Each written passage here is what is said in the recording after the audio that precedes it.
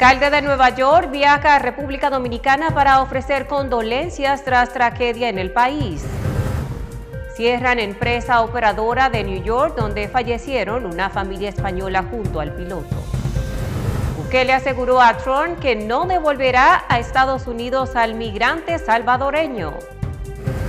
Mujeres famosas viajaron al espacio y regresan en un histórico vuelo exclusivo femenino.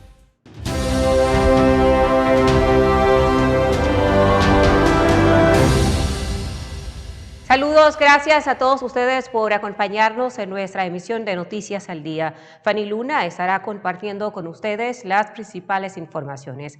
Hablamos del alcalde de la ciudad de Nueva York, Eric Adams, quien visitó a la República Dominicana para ofrecer sus condolencias a los afectados por el horrible accidente de la discoteca que dejó cientos de muertos y heridos.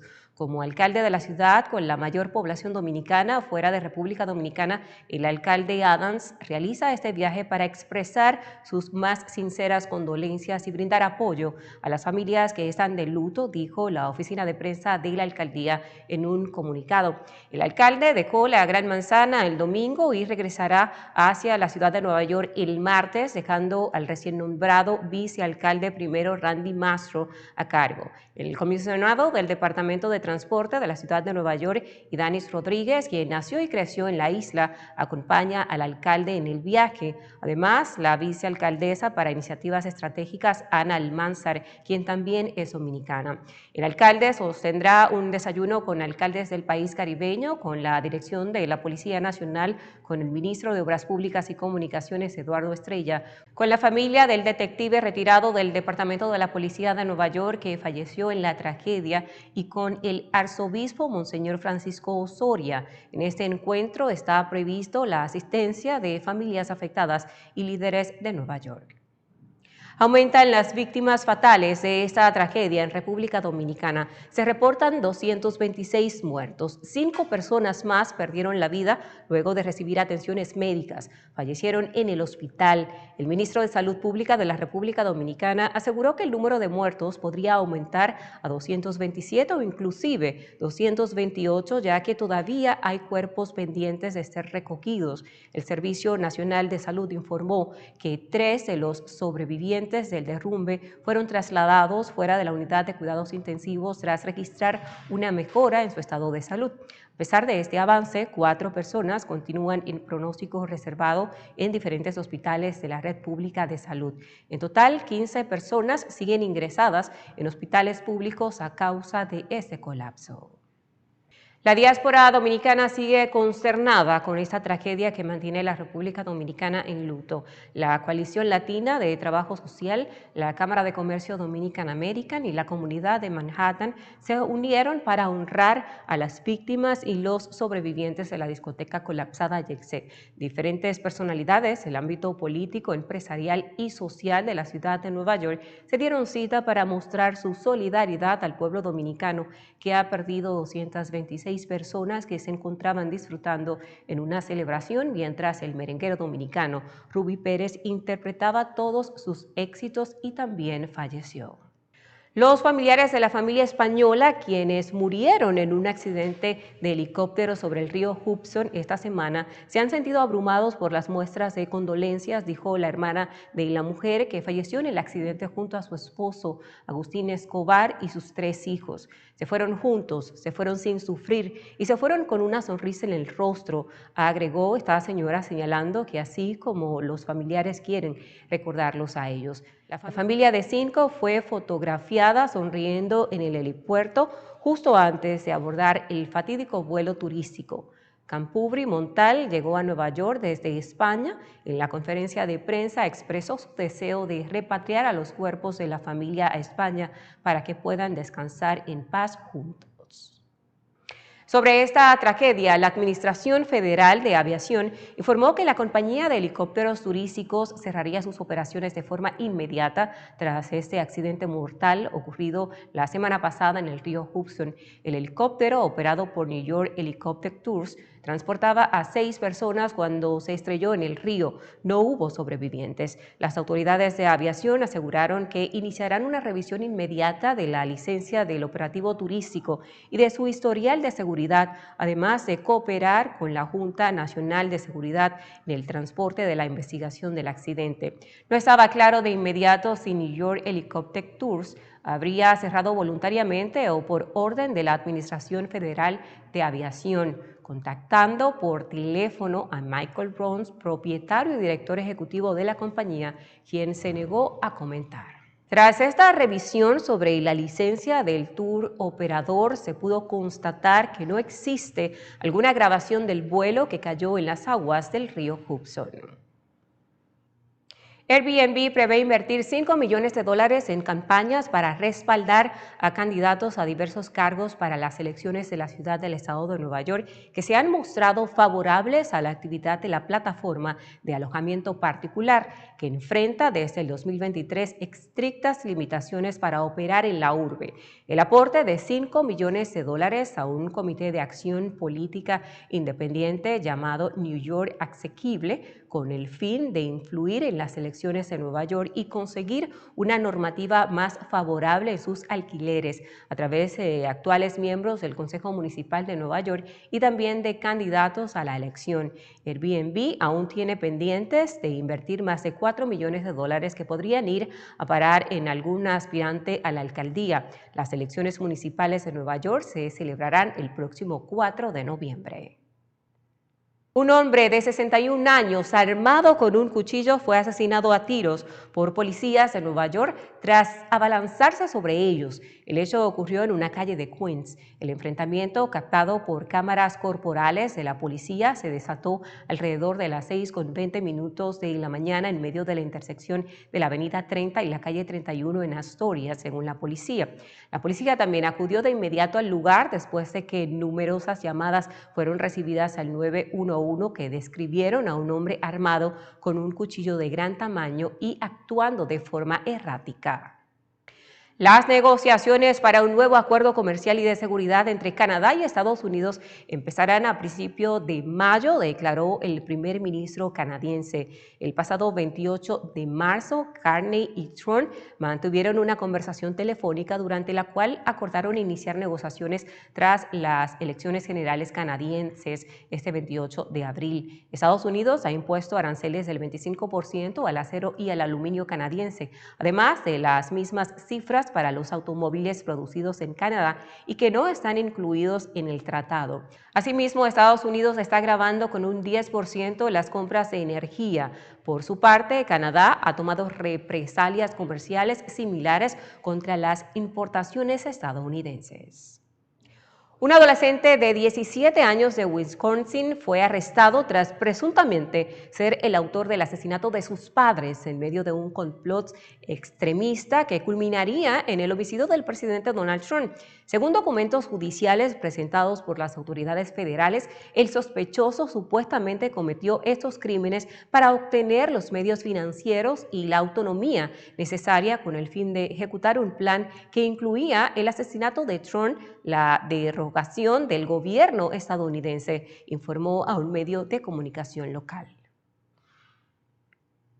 Estados Unidos envió a El Salvador a otro grupo de 10 deportados, entre ellos presuntos miembros de la organización venezolana Tren de Aragua y de las pandillas salvadoreñas Salvatrucha, que de inmediato fueron internados en el Centro de Confinamiento del Terrorismo, una megacárcel de máxima seguridad.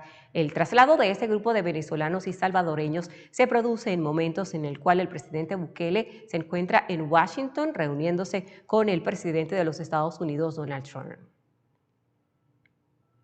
Y precisamente sobre esta reunión, el presidente Donald Trump recibió a Nayib Bukele, presidente de El Salvador, en la Casa Blanca este lunes, mientras la pequeña nación centroamericana se convierte en un eje fundamental de la operación de deportación masiva del gobierno estadounidense. El presidente salvadoreño Nayib Bukele le dijo a su homólogo estadounidense Donald Trump que Estados Unidos tiene un problema con el crimen y el terrorismo y que su país está deseando ayudar. Sobre el hombre de Maryland, deportado por error, Bukele aseguró a Trump que no devolverá a Estados Unidos al migrante salvadoreño, ya que fue enviado a la megacárcel del país centroamericano porque es un terrorista. Dos proyectos de ley destinados a proteger contra el fraude en los servicios de inmigración se debatirán en el ayuntamiento la semana que viene. Los comités del Consejo Municipal sobre Protección al Consumidor y al Trabajador, así como sobre inmigración, tendrán una audiencia conjunta para acabar con los estafadores que buscan aprovecharse de la afluencia de inmigrantes en la ciudad de Nueva York. Vamos a cumplir con nuestros patrocinadores. Al regreso seguimos con más información. Usted quédese ahí. En las tiendas LeBron te ofrecemos todos los utensilios para tu cocina profesional. Contamos con el mejor servicio de entrega. Llámanos ya en New York al 212-942-8258 y en Orlando, Florida al 407-933-0555 o visita nuestra página web www.lebronrestaurantsupply.com. En las tiendas LeBron, tu cocina profesional es nuestra especialidad. Su velocidad le puede parecer lenta al manejar, pero si atropella a alguien, es espantosamente rápida. Conductores, estén pendientes de los peatones y ciclistas y al doblar reduzca la velocidad a 5 millas por hora.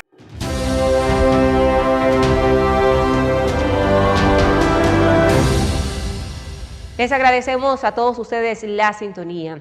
El presidente del Ecuador, Daniel Noboa, logró este domingo su reelección al imponerse de manera rotunda en la segunda vuelta de las elecciones presidenciales a la candidata correísta Luisa González. El presidente Daniel Noboa celebró su triunfo en las elecciones presidenciales de Ecuador y calificó su victoria como histórica tras conocer los resultados emitidos por el Consejo Nacional Electoral. Noboa señaló que no tiene duda de quién es el ganador, a pesar de que su rival, la candidata Luisa González, ha denunciado que se ha cometido el fraude más grande en la historia del país andino. Desde una pequeña tarima ubicada en el patio de su casa de playa en Olón, el reelecto presidente, junto a su esposa Lavinia Balbonesi y su madre Anabela Asín, se dirigió a sus seguidores. Esta jornada ha sido histórica. Esta victoria ha sido histórica también. Una victoria de más de 10 puntos, una victoria de más de 1 millón de votos, donde no queda ninguna duda de quién es el ganador. El Ecuador está cambiando. El Ecuador ya escogió un diferente camino. Y ese camino va a hacer que nuestros hijos vivan mejor que nosotros. Va a hacer que las futuras generaciones tengan una vida más digna, una vida más justa, una vida más transparente. Con más del 90% de las actas escrutadas, el actual gobernante lidera los resultados de las elecciones con el 55,88% de los votos válidos, frente al 44,12% de la correísta Luisa González, según los datos del Consejo Nacional Electoral, que la candidata del movimiento Revolución Ciudadana no ha reconocido. El triunfo de Noboa fue celebrado por miles de personas que salieron a las calles de las principales ciudades del país, como Quito y Guayaquil, donde los simpatizantes coreaban consignas mientras ondeaban banderas del movimiento Acción Democrática Nacional y carteles de Noboa de cartón. El mandatario, quien fue elegido en 2023 para terminar el periodo que le correspondía al conservador Guillermo Lasso, ahora gobernará durante los próximos 4 años el país suramericano. El presidente de los Estados Unidos, Donald Trump, felicitó a Daniel Noboa por su victoria en la segunda vuelta de las elecciones presidenciales celebradas este domingo en el Ecuador y aseguró que será un gran líder para ese país. Con más del 90% de las actas escrutadas, el actual gobernante lidera los resultados de las elecciones con el 55,88% de los votos válidos frente al 44,12% de la correísta Luisa González, según datos del Consejo Nacional Electoral de Ecuador. A final de marzo, en plena campaña para las presidenciales, Noboa viajó hacia los Estados Unidos y se reunió con Trump en su residencia en Mar-a-Lago, en el estado de Florida, donde además jugaron golf. A su vez, Noboa asistió a la investidura de Trump y otros actos relacionados en Washington el pasado 20 de enero, asegurando que hizo historia para su país. El alcalde de Bogotá, Carlos Fernando Galán, anunció el fin del racionamiento diario de agua potable en la capital colombiana justo antes de cumplir 1 año de esta peor crisis de abastecimiento. El alcalde de Bogotá, Carlos Fernando Galán, anunció el fin del racionamiento de agua tras un año de crisis por sequía. Gracias a la recuperación de los embalses y a pesar de las críticas políticas, las decisiones técnicas permiten asegurar el abastecimiento para los próximos años. Mañana a las 8 de la mañana termina el racionamiento de agua en Bogotá. Ha sido, como les digo, la crisis más compleja que ha enfrentado la ciudad en términos de escasez de agua. Nosotros sabemos que fue un año muy complejo, muy difícil para todos. Fue un año que afectó la calidad de vida a los habitantes de Bogotá, fue un año que implicó sacrificios para muchos, pero gracias a las decisiones técnicas que se tomaron en Bogotá, que tomó el acueducto, gracias al comportamiento ciudadano, gracias al racionamiento, gracias a la capacidad que se ha empleado en Tibitoc, hoy podemos dar por superada esa crisis que vivió Bogotá. La medida del racionamiento, que en principio parecía que sería de solo unos meses, acabó durando un año, lo que le costó numerosas críticas al alcalde, incluso al presidente colombiano Gustavo Petro, que constantemente ha cuestionado el manejo del agua en la ciudad, de la que llegó a decir que está muriendo de sed. Sin embargo, los aguaceros que caen casi a diario en Bogotá desde comienzos de este año, causando incluso inundaciones, recuperaron el nivel de los embalses y permitieron levantar el racionamiento, con el cual se ahorraron 46 millones de metros cúbicos de agua en un año. La Asamblea Nacional de Venezuela, controlada por el chavismo, aprobó el decreto de estado de emergencia económica en respuesta a la guerra comercial desatada por la política arancelaria de los Estados Unidos. En consideración, las honorables diputadas y los honorables diputados que estén a favor de aprobar el proyecto de acuerdo para considerar el decreto de estado de emergencia económica en la República Bolivariana de Venezuela, dictado por el presidente constitucional de la República, Nicolás Maduro Moros, de conformidad con lo consagrado en el artículo 339 de la Constitución de la República Bolivariana de Venezuela y en concordancia con el artículo 27 de la Ley Orgánica sobre Estado de Excepción. Sírvanse, por favor, manifestarlo con la señal de costumbre. Queda aprobado por mayoría calificada. En consecuencia, ciudadana secretaria, sírvase remitirlo a la Sala Constitucional del Tribunal Supremo de Justicia, de conformidad con lo establecido en el artículo 31 de la Ley Orgánica sobre Estados de Excepción. El decreto prorrogable por 60 días fue rechazado por la mayor coalición opositora, que advirtió que Maduro busca concentrar aún más el poder y abre las puertas a abusos y discrecionalidades. El presidente panameño José Raúl Mulino aseguró que Lima rechazó incluir en el memorando firmado por los Estados Unidos el pasado miércoles los conceptos de presencia militar permanente estadounidense de bases militares y de cesiones de territorio en su país. Lo que se firmó antes de ayer es un memorándum de entendimiento operativo, administrativo, entre dos entidades de defensa, nuestro Ministerio de Seguridad y el Ministerio o la Secretaría de Defensa de los Estados Unidos, hasta allí, donde por lo menos en 3 o 4 versiones que fueron devueltas, retiramos los conceptos de presencia militar permanente, de bases militares, de cesión de territorio, porque eso sí es inaceptable. Y eso que hice alusión en la reunión de la CAF, mi querido presidente, lo sentía en el alma. Porque luego de la visita ayer y antes de ayer del secretario de Defensa de los Estados Unidos a Panamá, nos costó mucho imponer el criterio de la soberanía panameña en nuestro territorio y en el Canal de Panamá. La cooperación con Estados Unidos viene de siempre. No la inventó mi gobierno. Viene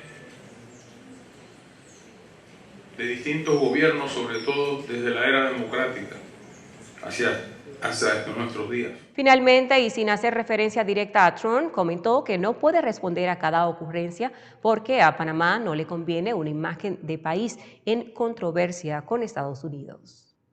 Salones de bellezas clandestino, el reflejo de la asfixia talibán a la mujer, que les prohíben trabajar y hasta estudiar.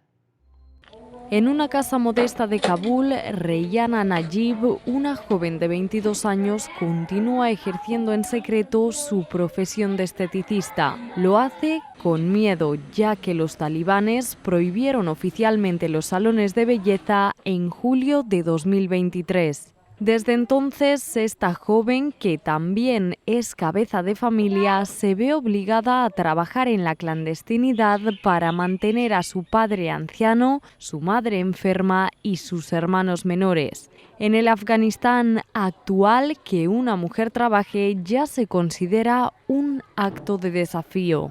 La represión es constante. La simple sospecha de tener un salón en casa puede conllevar amenazas o detenciones. Hombres armados vigilan las calles y cualquier movimiento puede poner en peligro a toda la familia.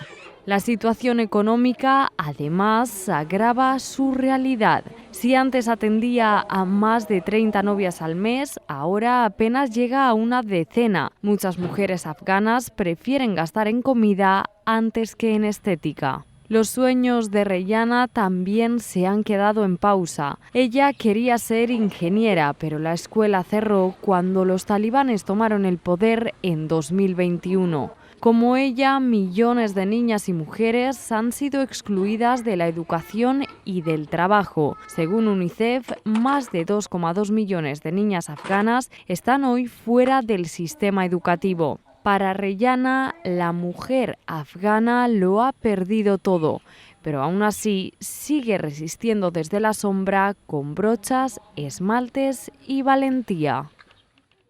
Conductores de Nueva Delhi comienzan a apagar los motores de sus vehículos con incertidumbre ante la entrada en vigor de una medida de que no podrán circular cualquier vehículo de gasolina con más de 15 años de antigüedad y de diésel con más de 10 años.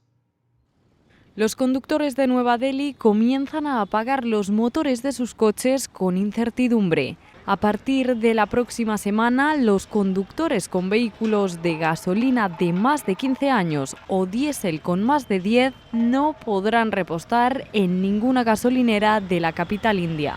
La medida busca reducir el grave problema de contaminación que enfrenta Nueva Delhi, la ciudad más contaminada del mundo en 2024, según el último World Air Quality Report.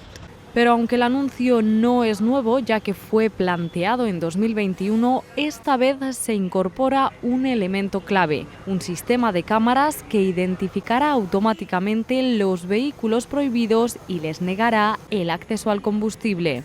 Se estima que más de 5 millones de vehículos deberían salir de circulación, pero la falta de infraestructura para el desguace y la posibilidad de repostar en ciudades vecinas ponen en duda la efectividad de esta nueva medida. Amit Bhatt, el consejero internacional de transporte limpio, asegura que el transporte representa el 40% de la contaminación por partículas finas en Delhi y afirma que sacar de la circulación los vehículos más viejos es una necesidad, pero el desafío está en cómo retirarlos de manera efectiva. Para muchos ciudadanos, la norma llega sin alternativas claras, ya que consideran que no es justo y muchos de ellos no pueden cambiar su coche de la noche a la mañana. Sin embargo, la industria automotriz ve una oportunidad. Concesionarios como Tata Motors ya reportan un aumento en la demanda, mientras que el gobierno apunta a que el 30% de las ventas en 2030 sea de vehículos eléctricos.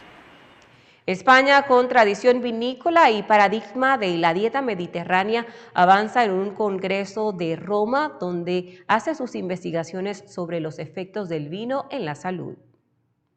España puede liderar la investigación sobre los efectos del vino en la salud. Así lo ha revelado el epidemiólogo español y catedrático de la Universidad de Navarra, Miguel Ángel Martínez, en el Congreso Internacional Lifestyle, Diet, Wine and Health, celebrado durante 3 días en Roma. En él destacó el proyecto UNATI como el ensayo más importante sobre los efectos del consumo moderado de estos caldos. Tenemos el objetivo de llegar a 10.000 bebedores a los que los vamos a cuidar con mucho detalle. A la mitad les daremos un consejo y a la mitad otro consejo para hacer más saludable el consumo de alcohol, pero al mismo tiempo nos ocupamos de su estilo de vida, de su dieta, control de peso, control de estrés, sueño, función cognitiva, etcétera. Algunos estudios compartidos en el Congreso muestran cómo una dieta mediterránea saludable y un consumo moderado de vino pueden contribuir a prevenir algunas enfermedades crónicas y problemas cardiovasculares, tal y como manifiesta el médico y consultor de medicina interna del Hospital Clínic de Barcelona, Ramon Estruch. Nosotros pensamos que la dieta mediterránea es la que es y que el vino tiene un 20% de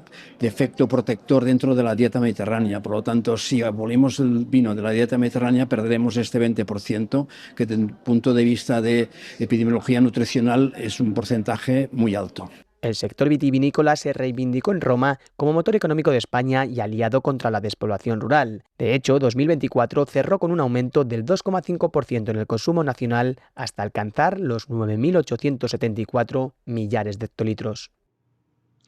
Llegó el momento de hacer nuestra pausa comercial. Quédese ahí, al regreso más de Noticias al Día. En las tiendas LeBron te ofrecemos todos los utensilios para tu cocina profesional. Contamos con el mejor servicio de entrega. Llámanos ya en New York al 212-942-8258 y en Orlando, Florida al 407-933-0555 o visita nuestra página web www.lebronrestaurantsupply.com. En las tiendas LeBron, tu cocina profesional es nuestra especialidad. Su velocidad le puede parecer lenta al manejar, pero si atropella a alguien, es espantosamente rápida. Conductores, estén pendientes de los peatones y ciclistas y al doblar reduzca la velocidad a 5 millas por hora.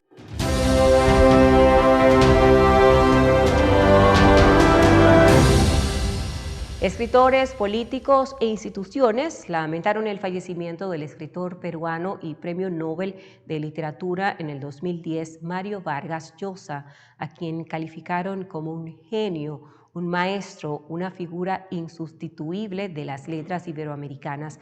Vargas Llosa, político y académico, nacido en Arequipa el 28 de marzo de 1936, murió en Lima a los 89 años tras una vida que lo llevó a convertirse en uno de los innovadores de la novela realista, con una biografía política y literaria digna de sus mejores obras. El gobierno peruano declaró este lunes duelo nacional por la muerte del escritor.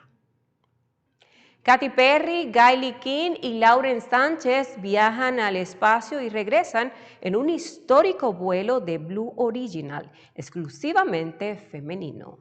Blue Origin completó la misión NS-31 que llevó a 6 mujeres al límite del espacio. Entre las tripulantes estaban Lauren Sánchez, Katy Perry, Gayle King, Kerry-Ann Flynn, Aisha Wowi y Amanda Guyen. Esta fue la primera vez que el cohete New Shepard voló con una tripulación exclusivamente femenina. El despegue ocurrió a las 7:30 hora local en Texas, con Jeff Bezos presente en la plataforma. Kris Jenner, Khloe Kardashian y Oprah Winfrey asistieron al lanzamiento. 3 minutos después, la tripulación alcanzó la gravedad cero y cruzó la línea Kármán, el límite reconocido del espacio. La cápsula New Shepard regresó a tierra tras un vuelo de 10 minutos. El cohete aterrizó verticalmente a los 7,20 minutos, mientras la tripulación experimentó breves minutos de ingravidez. Durante el descenso, las mujeres compartieron sus impresiones por audio con el control de la misión. Con este viaje al espacio, nosotros llegamos al final de esta emisión de Noticias al Día. Fanny Luna les acompañó. Agradecerles a todos ustedes la sintonía y recuerde, pendientes a nuestra programación.